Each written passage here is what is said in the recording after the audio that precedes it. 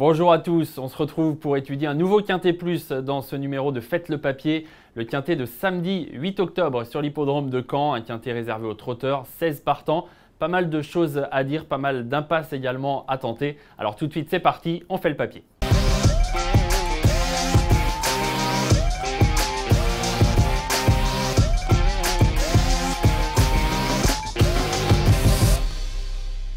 Avant toute chose, je vous rappelle que bien sûr, vous pouvez vous abonner à notre chaîne YouTube et vous pouvez également, n'hésitez pas à le faire, liker tous nos contenus.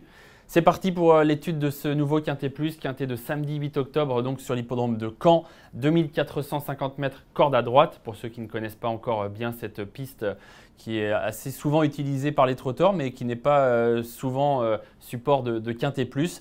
Donc grande piste, un grand tour avec des grands tournants, piste assez limpide, assez coulante comme on dit. Et il vaut mieux être plutôt parmi les chevaux de tête si on veut espérer gagner. C'est le cas en tout cas dans la majeure partie des courses de Caen. On étudie ensemble cette course et vous allez voir qu'elle est assez particulière, cette épreuve support de Quintet. Pourquoi? Parce qu'on arrive dans une saison qui au trot est une saison de transition. On a vraiment des chevaux qui vont préparer le meeting d'hiver qui approche, puisque le meeting d'hiver ça commence vraiment fin octobre. Donc on est déjà je dirais, tout près de ce début du meeting d'hiver. Il y a donc des chevaux qui se préparent en vue des 4 mois de compétition qui les attendent. Et d'autres qui au départ de ce Quintet vont eux avoir comme objectif de gagner dès samedi.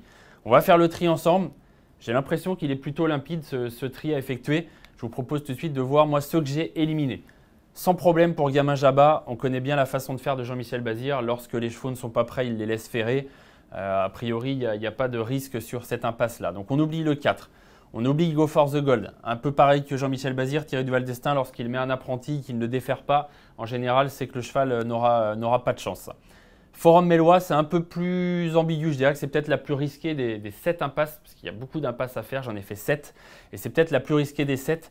Pourquoi? Parce que c'est quand même un cheval de classe. Maintenant, vous voyez, Pierre Belloche nous dit que ce cheval fait une petite rentrée, que c'est surtout une course qui a pour but de jauger son degré de préparation en vue du prochain meeting. Et les ambitions se limiteront aux places. Donc pas de chaleur pour Pierre Belloche et on peut penser que le cheval aura besoin de courir. Mais je me répète, de mes impasses, c'est sûrement la plus risquée. Goéland Force, s'il était prêt, serait le favori de la course, mais il n'est pas prêt, nous dit Christian Bijon. Il est ferré, donc on l'oublie. Pareil, l'écurie Bijon prépare activement le meeting d'hiver. Desperado, c'est trop compliqué certainement dans cette catégorie. Voilà, il a des courses montées qui l'attendent, donc on peut l'oublier pour le Quintet de samedi. Digné Droit, son entraîneur, nous dit clairement qu'il n'est pas apte à vraiment faire une course qui le propulserait dans les 5 premiers, donc on peut l'oublier. Et puis Firello, cheval qui a eu des problèmes. Jean-Michel Bazir l'a confié à Cyril Chenu, qui est quelqu'un qui travaille beaucoup avec des chevaux un peu souffreteux. Et donc Firello fait une grande rentrée. Cyril Chenu, son entraîneur, nous dit que ce n'est pas encore le moment de le suivre. Il n'est pas encore assez prêt. Donc vous avez vu que ça fait pas mal d'impasses faciles. Il y a un tout petit doute, allez, vraiment si je dois être plus que prudent sur Forum Mélois. Mais j'ai quand même décidé de trancher 7 impasses, ce qui est quand même très rare dans un quintet. Ça nous fait 7 chevaux de moins et donc plus beaucoup à garder. Et vous verrez tout à l'heure en fin de programme que j'ai décidé en fait de ne pas prendre de risques avec les autres, puisque je vais prendre 4 bases dans ce quintet et je vais pouvoir garder tous les chevaux qui ne sont pas pour moi des impasses. Comme ça, je me dis que même un cheval qui a un peu moins de chance peut rentrer peut-être à grosse cote. On étudie maintenant qui sont mes bases et qui est mon favori. Voilà mon favori, je l'aime bien. Dans ce quintet, je l'aime beaucoup même. Je trouve que c'est un coup très amusant ce samedi, parce que je ne pense pas qu'il sera le favori de la course. Il sera joué évidemment, mais je le vois bien plutôt 3e favori que 1er favori, donc à une cote correcte. Et j'aime beaucoup sa candidature. Je trouve que c'est une course vraiment qui est très belle pour lui, qui va jouer sa carte à fond. Lui, il est déféré. Lui, il aime la corde à droite. Ça, c'est important de le dire parce qu'on n'a pas de référence, pas beaucoup de références corde à droite avec lui, mais il a déjà gagné à Cabourg. Et j'ai regardé plusieurs de ses courses corde à droite. Je trouve qu'il est très à l'aise corde à droite. Donc ça, c'est vraiment un point intéressant. Et puis surtout, il a de la qualité. Regardez cette ligne. Elle est très bonne hein, après coup. C'était il y a quelques mois, Pharrell Seven a beaucoup progressé, mais Pharrell Seven gagnait, Grantard était 3e. Alors vous allez me dire, oui, c'est une ligne perdante, Pharrell Seven avait gagné. Ok, n'empêche que, regardez les derniers 500 mètres de Grantard. Et ça, je pense que c'est sa force. C'est un cheval qui a une pointe de vitesse terrible quand il est préservé. 6-3 pour les derniers 500, c'était beaucoup plus rapide que Pharrell Seven.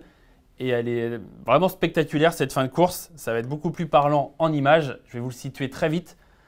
Il est là, Grantard. Vous voyez, rouge, toque blanc, je vais essayer de vous le resituer dans la ligne droite. Il est complètement coincé à la corde. C'est un cheval qu'il faut courir un peu battu, comme ça, un peu caché. Ne pas faire trop d'efforts durant le parcours. Et regardez, je vous laisse le suivre là. Et puis après, je vais vous enlever ce cerclage. C'est spectaculaire. Hein. Le cheval qui gagne, c'est Pharrell Seven, qui gagne avec de la marge, ok. Alors regardez comment Grantard finit à la corde. Al Capone Stecca, qui est un cheval correct, en tout cas dans cette catégorie, qui aurait une première chance, était deuxième. Et regardez Grantard, c'est quand même très bien. Son finish est terrible. C'est sa force à Grantard. Depuis, il a recouru deux fois à Vincennes.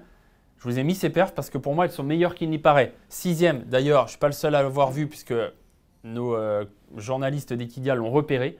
Il a été repéré ce jour-là. Pourquoi? Parce qu'il est parti au galop. Là, c'est peut-être là où il y a un petit bémol, c'est que c'est un cheval particulier au départ. Donc, il faudra que tout se passe bien en partant samedi. Mais n'empêche que ce jour-là, parti au galop, il a refait énormément de terrain. Il est sixième. Il fait un énorme dernier kilomètre, 9,6. Une seconde plus rapide que Freeman, qui était le lauréat de cette course. Donc, sixième place qui vaut mieux quelque part qu'une sixième place. De nouveau sixième place, de nouveau à Vincennes. Mais ce jour-là, il n'a pas fait de faute en partant. Certes, donc il y a moins d'excuses. Il n'empêche que le lot était très bien composé. Moi, je pense que c'était un bien meilleur lot que celui de samedi. 13,7 pour le chrono. Il était sixième, mais il était tout près du troisième. Donc voilà, c'est ce que je voulais vous signaler. Ok, on voit deux sixièmes places récentes. On se dit c'est pas transcendant.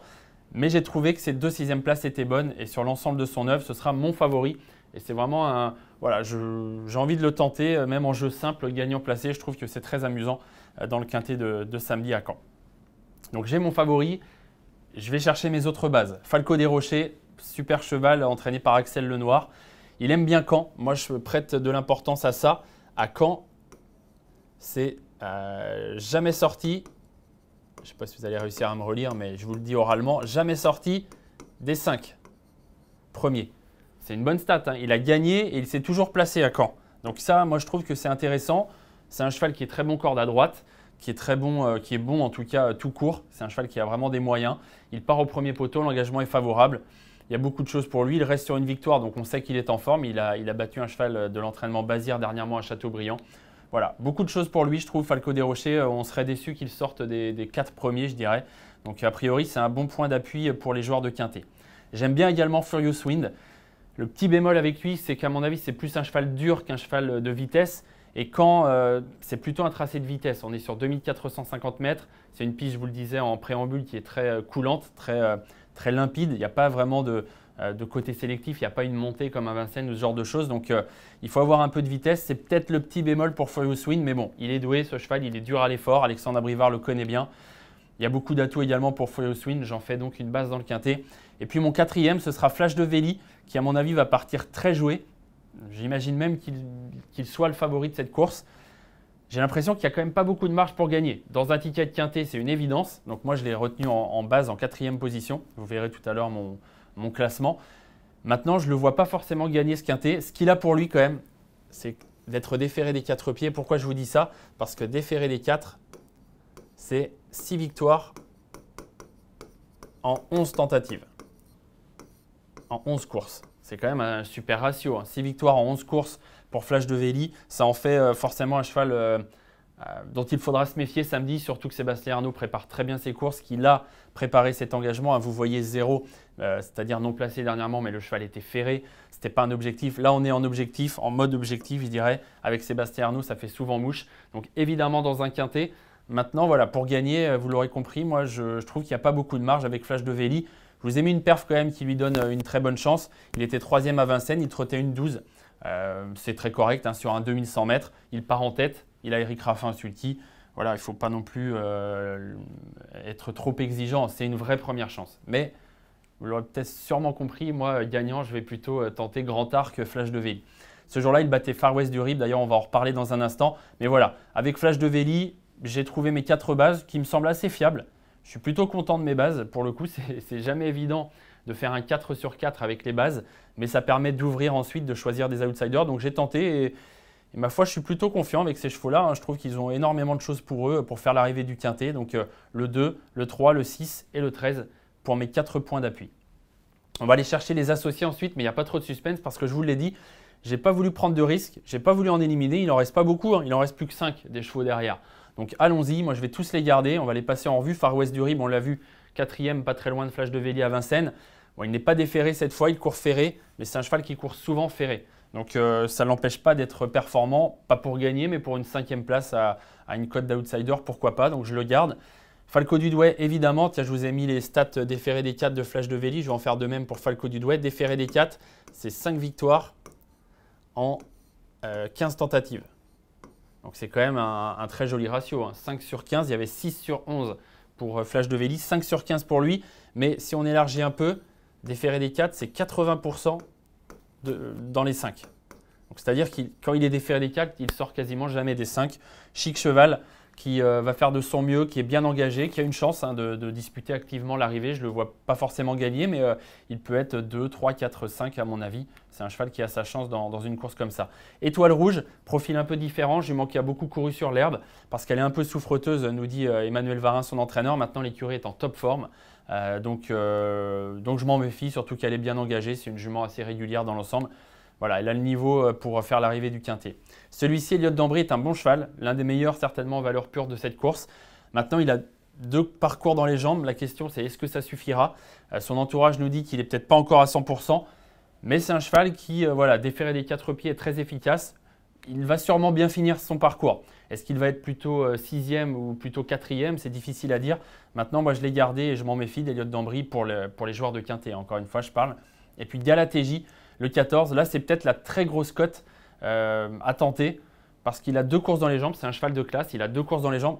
C'est clair qu'il n'est pas encore à 100%, c'est clair qu'il va avoir d'autres occasions d'essayer de se mettre en évidence, un Galatéji dans les mois qui viennent, mais c'est un quintet bizarre. Je me dis voilà, plutôt que de l'éliminer et d'en garder seulement 4 derrière mes associés, je vais en mettre un autre, donc avec Galatéji, en choisir 5. Pour 10 €, ce n'est pas non plus exorbitant comme tarif. Et je me dis pourquoi pas dans un quintet bizarre. C'est quand même un cheval qui a beaucoup de moyens, qui a gagné des groupes 1 dans sa jeunesse au tronc monté. On n'en est plus là, mais il n'empêche que c'est un cheval de classe. Et pourquoi pas à 80 contre 1, une 5e place de Galatéji, ce serait peut-être celui qu'il fallait trouver dans son ticket. Donc voilà, encore une fois, je vous dis, c'est le fait d'en avoir éliminé 7 qui me pousse à en garder derrière, à tenter des choses comme Galatéji, puisque vous voyez qu'avec l'As Far West du Rib, le 7 Falco du Douai, le 8 Étoile Rouge, le 10 Elliott d'Ambry et le 14 Galatéji, ça m'en fait seulement 5 derrière mes 4 associés. Donc ça nous fait un ticket qui reste raisonnable, avec une bonne chance, je trouve, de toucher. 4 bases, Grand Art en tête, le 13, je l'aime beaucoup, vous l'aurez certainement compris. Falco des Rochers, le 6, c'est une très bonne base en 2e position. For You Swin, le 3, à qui je fais aussi vraiment confiance, en espérant que le tracé de camp ne lui nuise pas, en 3e position. Flash de Véli, le 2, 4e, et mes associés, l'As, le 7, le 8, le 10 et le 14 pour un quintet plus en champ réduit à 10 €. Voilà pour mon ticket donc, de ce samedi sur l'hippodrome de Caen. Quintet à suivre et bien sûr en direct sur Equidia et sur l'application. 15h15 pour le départ. À bientôt les amis et bon jeu à tous.